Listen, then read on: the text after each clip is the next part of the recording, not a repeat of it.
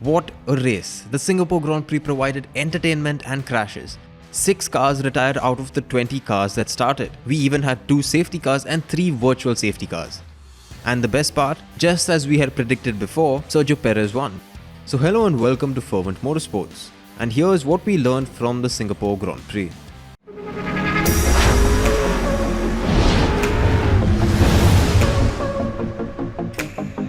Before this race, there was only one driver who won Monaco and Singapore in the same year.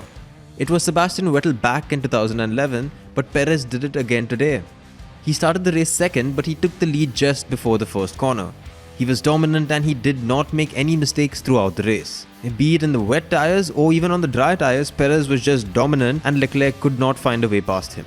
Although Perez is under investigation for a possible infringement during the safety car period. But we'll just have to wait and see how that plays out. Another interesting statistic is, in the previous years, whoever won the Singapore Grand Prix was the world champion. Well, except for Nico Rosberg. He won in Singapore and then he secured the world championship a few races later. So what does this mean? Has Perez broken the curse? Or did he just get blessed? In a race where one Red Bull won, another was struggling to get points. Normally you'd expect it to be Verstappen winning and Perez down struggling for points, but today it was the opposite. Verstappen got off to a terrible start, and by the end of the first lap he was down in 12th. He slowly but surely climbed his way through the field. But just after the second safety car, he had a huge lockup and that saw him fall down to last on the grid. He managed to finish the race in 7th after he started 8th. He'll surely be looking to forget Singapore after yesterday's and today's incidents. After what was a damn close qualifying session, Hamilton really didn't make much of an impact in the race. He started the race in 3rd, but he had a really poor start. He was stuck behind Sainz for the remainder of the race, with both of the cars racing each other hard.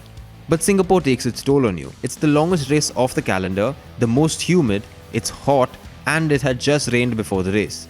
By the midway point of the race, Hamilton was chasing Sainz when he lost control of his car and he went straight into the wall.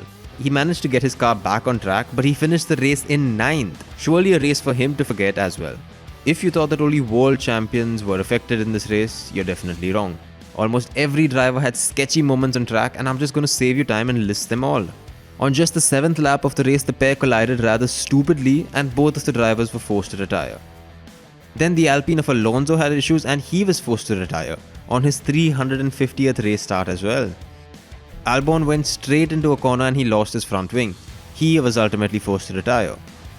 A few laps later, Hamilton did something similar. But Hamilton was able to carry on.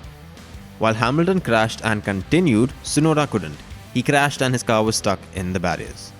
While it wasn't a crash, this is not normal behavior from Max Verstappen. He's a world champion and his overambition cost him valuable points today in the championship. The best part about this race, and the thing that I absolutely love, is the shakeups that it has caused. Now, not many shakeups in the Drivers' Championship, but in the Constructors' Championship, it's a completely different story. Alpine didn't score any points, while McLaren finished 4th and 5th with Norris leading Ricciardo. This is their best finish of the season and this moves them above Alpine by 4 points. Aston Martin finished 6th and 8th, which moved them to 7th in the Constructors table, ahead of AlphaTauri, Haas and Williams, while AlphaTauri are level on points with Haas. So that was our immediate reaction to the Singapore Grand Prix, one of the longest races this season. So stick around as we uncover all of the happenings in the weeks to come right here at Fervent Motorsports.